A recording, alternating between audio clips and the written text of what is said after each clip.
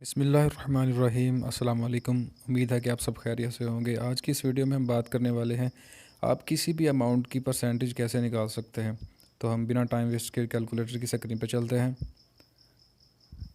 दोस्तों, हम बात करेंगे कि आपको अगर कोई पैसे दे, अगर आपको कोई अमाउंट दे और उसके बदले में आपको कहे कि हम उसकी इतने परसेंट मुझे दो, तो आप कैसे पता चलेगा कि अगर फ़र्ज़ करें आपको कोई 15,000 रुपये दे रहा है और कह रहा है कि इसमें से 20% मेरा है, तो कैसे पता चलेगा कि इसमें से कितनी अमाउंट उसकी बनती है।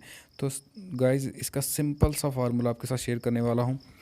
आपने 15,000 रुपये को मल्टीप्लाई करना है। किससे मल्टीप्लाई करना है? कितने परसेंट निकालना है।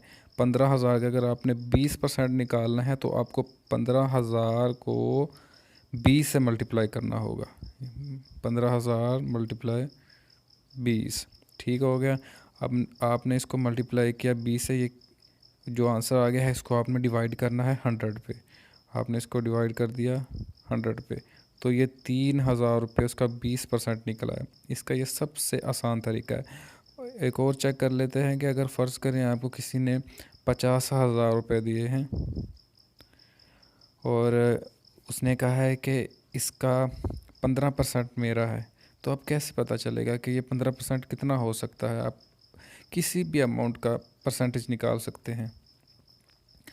आपने सबसे पहले 50,000 को मल्टीप्लाई करना है 15 से मल्टीप्लाई कर दिया और जो 20 का आंसर आएगा इसको आपने डिवाइड करना है 100 पे।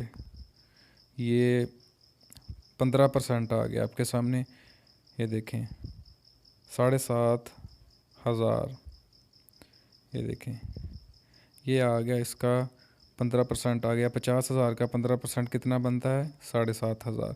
दोस्तों, ये सबसे आसान तरीका है और इसे एक और हम करके देख लेते हैं। अगर फ़र्ज़ करें आपको किसी ने, अगर आपके पास हैं 5,000 हैं, तो आप इसका 18% निकालना चाहते हैं, यानी इसमें से 18% निकालना चाहते हैं कि इसका 18% कितना होगा।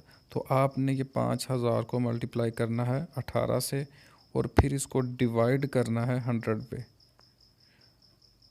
ये 5,000 का 18 आपने डिवाइड करना 100 पे और ये 5,000 का ये आ गया 900। तो ये गाइस देख लें, 5,000 का 900 आ गया है 18%। दोस्तों, अगर आपको ये वीडियो अच्छी लगी है तो हमारा चैनल ज़रूर सब्सक्राइब करें और शेयर करें।